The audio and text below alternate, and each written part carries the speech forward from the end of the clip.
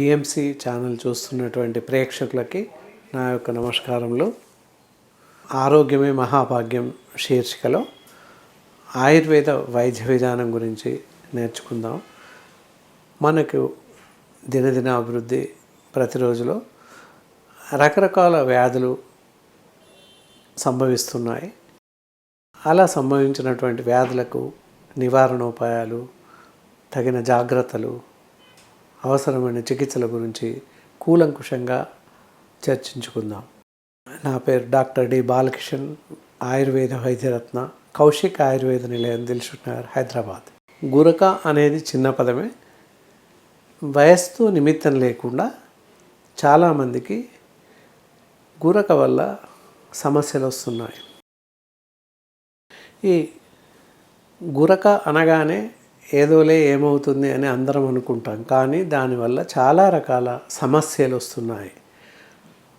ఇందులో రకాలు ఏంటంటే, ఇలా నిద్రపోగానే గురక రావడం, ఒక రకమైన అస్వస్థత నెలకొనడం జరుగుతుంది. సామాజికంగా కూడా దీనివల్ల చాలా రుగ్మతలు ఉన్నాయి. పక్కవారిలో సౌండ్ స్లీప్ లేక, సరైన నిద్ర లేకపోవడం జరుగుతుంది. వారిగా కూడా చాలా రకాల సమస్యలు వస్తున్నాయి.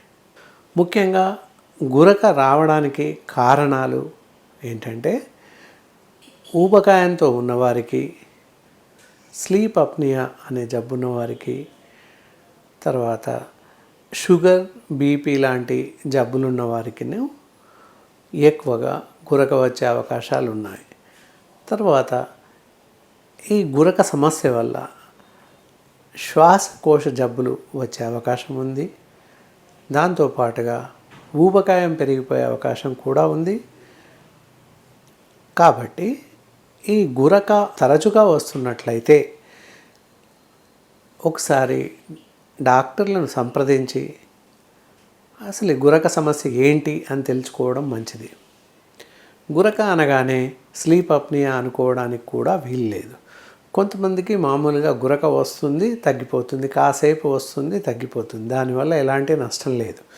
కానీ కొంతమందిలో వరుసగా శాశ్వతంగా ఎక్కువగా గురక వస్తుంది. పక్కవారికి నిద్ర పట్టలేనంత పక్క రూమ్లో పడుకున్న వారికి కూడా ఈ గురక శబ్దం వినిపిస్తుంది. అలా ఇతరులకి నిద్రాభంగం కలుగుతుంది, వారికి కూడా ఆరోగ్యం చేటు చేస్తుంది. వాళ్ళుగా చాలా గాఢ నిద్రలో ఉన్నారేమో అని అనుకుంటాం, కానీ మామూలు నిద్రలో కూడా వాళ్ళకి గురక అనేది వస్తుంది. అసలు ఇది ఎందువల్ల వస్తుంది అనేది పైన చెప్పుకున్నాం. కాకపోతే ఇది ఎలాంటి గురక అనేది తెలుసుకోవడానికి స్లీప్ అప్నియా అనేటటువంటి పరీక్షలు జరిపితే దీని యొక్క లక్షణాలు ప్రమాదకరమా ప్రమాదరహితమా అనే విషయం తేలుతుంది. కాబట్టి మంచి అనుభవజ్ఞులైనటువంటి ఆయుర్వేద వైద్య నిపుణుల్ని సంప్రదించి ఈ స్లీప్ ఆప్నియా, గురకకు సంబంధించినటువంటి రెస్పిరేటరీ సిస్టమ్ ఎగ్జామినేషన్ పరీక్షలు చేయించినట్లయితే ఇలా వస్తున్నటువంటి గురక ప్రమాదకరమైనదా లేదా సాధారణమైనదా, దీనివల్ల ప్రమాదం ఏమీ లేదా అనే విషయాలు మనకి బోధపడతాయి. సో ఇలా వచ్చినటువంటి గురక ప్రమాదకరంగా ఉంది అని తేలిన పరిస్థితుల్లో మనము కొన్ని రకాలైనటువంటి జాగ్రత్తలు తీసుకుంటూ ఉంటే గురక రాకుండా జాగ్రత్త పడే అవకాశం ఉంది. గురక రాకుండా తీసుకోవాల్సిన జాగ్రత్తలు: మినిమం 4 ఇంచులు ఎత్తుగా ఉండేటట్టుగా తలగడ పెట్టుకొని పడుకోవడం చాలా మంచిది. తర్వాత మనం నిద్రించినటువంటి బెడ్షీట్స్ కానీ, బెడ్స్ కానీ చాలా క్లీన్గా, పరిశుభ్రంగా ఉంచుకోవడం ఎంతైనా మంచిది. బెడ్ బర్డ్స్ అని అంటాము. ఏంటంటే, మన శరీరం నుంచి కొన్ని లక్షల మృత కణాలు బెడ్స్ పైన పడిపోతుంటాయి. ఈ బెడ్ బర్డ్స్ అని చెప్పేసి పడకలలో ఉంటాయి. వాటికి మన శరీరం నుండి మృత కణాలు ఏవైతే రాలుతాయో అవి ఆహారంగా బాగా పనిచేసి ఆ బ్లడ్ బర్డ్స్ ఇంప్రూవ్ అవుతాయి. సో వాటి వల్ల రకరకాల వైరస్ కూడా సోకే ప్రమాదం ఉంది. స్టాఫిలోకోకై, అర్బై, టెటనస్ ఇలా మొదలైనటువంటి బ్యాక్టీరియాస్ కూడా ఉత్పన్నమయ్యే అవకాశం ఉంది. కాబట్టి బెడ్స్ మార్చలేని పరిస్థితుల్లో, లావుపాటి బెడ్స్ ఉన్న పరిస్థితుల్లో వాటి బెడ్షీట్స్ని ఎప్పటికప్పుడు మార్చుతూ వాటిని పరిశుభ్రం చేసి వేడి నీటిల్లో వాటిని వాష్ చేసి ఎండించి వాడినట్లయితే ఈ రకమైనటువంటి వైరస్ సోకే అవకాశం ఉండదు. అలాగే ఈ చిన్న మనకి వస్తున్నటువంటి గురక కూడా తగ్గుతుంది. కాబట్టి పరిశుభ్రమైన బెడ్స్, గాలి వెలుతురు ప్రసరించే ప్రాంతంలో నిద్రించడం ఎంతైనా మంచిది. దీంతో పాటుగా పడుకునే ముందు ఎలాంటి కాఫీలు, టీలు తీసుకోవడం చేయకూడదు. అంటే ముందుగానే భోజనం చేయడం ఎంతైనా మంచిది. ఆలస్యంగా భోజనం చేయడం, రాత్రులు భోజనం చేయడం లాంటివి చేయకూడదు. మరియు జంక్ ఫుడ్స్, ఫ్రై ఫుడ్స్, వేపుళ్ళు రాత్రులు తినకూడదు. నీటిని కూడా మితంగా తీసుకోవాలి. ఈ ఆహారం ముగించిన తర్వాత ఎలాంటి ద్రవాహారం కానీ, పళ్ళ రసాలు కానీ ఇలాంటివి తీసుకోకూడదు. పూర్తి ఆహారం భోజనం చేశాక, ఇంక్లూడింగ్ విత్ పాలు లాంటివి తీసుకున్నాక ఒక 2 గంటల తర్వాత నిద్రించడం మంచిది. పడుకునే ముందర ఎలాంటి వ్యాయామం కానీ ఇతరత్రా చేయకూడదు. అలా కాక మనకి శ్వాసలో ఇబ్బంది ఏర్పడినైతే, ముక్కులు మూసుకుపోయినట్లు అనిపించినట్లయితే నాసిల్ డ్రాప్స్ ముక్కులో వేసుకున్నట్లయితే ఈ నాసికా రంధ్రాలు శ్వాస తీసుకోవడంలో ఇబ్బంది లేకుండా క్లియర్గా ఉంటాయి. ఈ జాగ్రత్తలు తీసుకుంటూ ఉంటే కొంతవరకు గురకని రాకుండా నివారించుకొనవచ్చును. ఈ విధంగా పైన చెప్పినటువంటి జాగ్రత్తలన్నీ పాటిస్తూ ఉండాలి. అయినప్పటికీ ఉదయం 5 గంటలకే లేచి కొంత బ్రీతింగ్ ఎక్సర్సైజ్ చేసినట్లయితే మనకి గురక రాకుండా కాపాడుకున్న వాళ్ళం అవుతాము. ప్రాణాయామం అని లేదా మెడిటేషన్ అని కూడా దీన్ని అంటాము. ఉదయం 5 గంటల నుంచి 5:30 లోపు ఎర్లీ అవర్స్ సూర్యోదయం కన్నా ముందు చేస్తే దీనివల్ల ప్రయోజనం మనకు కనిపిస్తుంది. ఎలాగైనా ఉదయం చేయమన్నామని సూర్యోదయం తర్వాత చేస్తే ఎలాంటి ఉపయోగము లేదు. కావున ఉదయమే సూర్యోదయానికి ముందే 5 నుండి 5:30 మధ్యలో ఈ ప్రాణాయామం లేదా మెడిటేషన్ అని అంటాము, అనులోమం విలోమం ఒక 5 నుండి 10 నిమిషాలు చేసినట్లయితే చాలా బాగా పనిచేస్తుంది.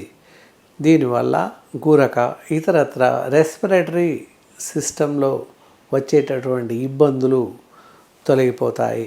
గురక వ్యాధి మనకి ఎఫెక్ట్ అయినట్లయితే ప్రమాదకరంగా ఉన్న పరిస్థితుల్లో ఏంటి అంటే, కొన్ని సందర్భాల్లో శ్వాస సరిగా అందక లంగ్స్ యాబ్సెస్, శ్వాసకోశ నాళికలు కూరుకుపోయి ఆక్సిజన్ సరిగా అందక కొన్ని సందర్భాల్లో ఈ ప్రాణాపాయం సంభవించే పరిస్థితులు ఏర్పడతాయి.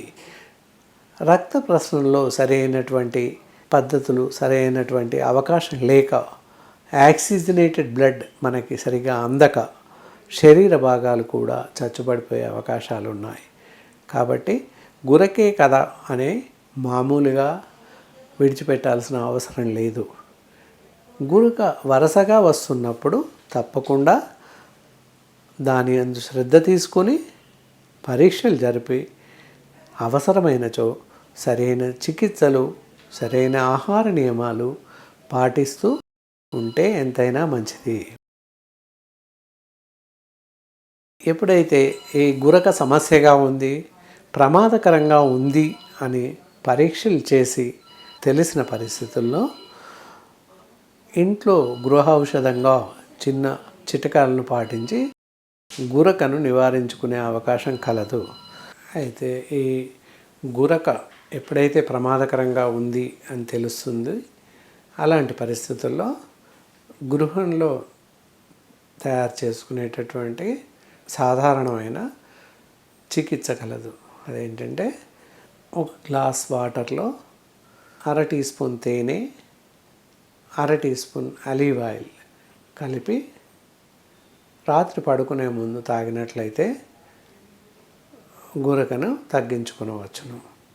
ఈ విధంగా ప్రతిరోజు సాయంత్రం తయారు చేసుకొని తాగడం వల్ల గురక నివారించబడుతుంది. ఇలా తయారు చేసుకున్న మందుని రాత్రి మాత్రమే పడుకునే ముందు తాగడం మంచిది. ఇంకొక రకమైనటువంటి చికిత్స ఏంటంటే, ఒక గ్లాస్ మరిగే నీటిని తీసుకొని అందులో పిప్పర్మెంట్ డ్రాప్స్ ఒక 2 లేదా 3 చుక్కలు వేసి ఆ నీటితో నోట్లో వేసుకొని పుక్కిలించి ఉమ్మినట్లయితే నోరు పరిశుభ్రంగా మారి ఈ గురక వచ్చే సమస్య తగ్గిపోయే అవకాశం ఉంది. ఇంకొక రకమైనటువంటి గృహ చికిత్సా విధానం, దీనిలో నీటిని బాగా మరిగించేసి అందులో ఒక 5 నుండి 6 యూకలిప్టస్ డ్రాప్స్ వేసి రాత్రి మాత్రమే ఆవిరి పట్టినట్టయితే గురక నుంచి తగు జాగ్రత్తలు తీసుకొని తగ్గే అవకాశం ఉంది. ముఖ్యంగా వీటికి తీసుకునేటువంటి పరిశుభ్రమైనటువంటి నీటిని తీసుకోవడం ఎంతైనా మంచిది.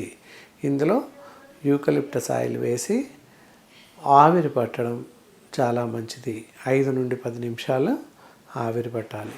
ఇలా రోజు చేసినట్లయితే గురక సమస్య తగ్గిపోతుంది. ఈ విధంగా పైన చెప్పినటువంటి వైద్య చికిత్సా విధానాలు మరియు ఆహార నియమాలు ఇలాంటివి పాటిస్తూ గురక అనేటటువంటి బాధ నుండి తప్పించుకున్న వాళ్ళం అవుతాము. అయినప్పటికీ గురక తగ్గలేదు లేదా ఎలాంటి వైద్య చికిత్సలకు తగ్గడం లేదు అనిపించిన పరిస్థితుల్లో మంచి ఆయుర్వేద వైద్యులను సంప్రదించడం ఎంతైనా మంచిది. అప్పుడు మీరు వైద్యుడి యొక్క పర్యవేక్షణలో వారు చెప్పినటువంటి చికిత్సా విధానాలను పాటిస్తూ, ఆహార నియమాలను పాటిస్తూ, ఔషధాలను సేవించడం వలన ఈ గురక బారిన పడకుండా తప్పించుకోగలుగుతారు. గురక అనే వ్యాధి నుంచి పూర్తిగా విముక్తులయ్యే అవకాశం ఉంది. కాబట్టి మీరంతా ఈ పైన చెప్పిన వైద్య విధానాలు, తీసుకోవాల్సిన జాగ్రత్తలు మొదలగునవన్నీ పాటిస్తూ మీ ఆరోగ్యాలని గురక బారిన పడకుండా, ఒకవేళ గురక అనేటటువంటి జబ్బు మీకు వచ్చినట్లయితే తగ్గించుకోవడానికి అవకాశం ఎంతైనా ఉంది.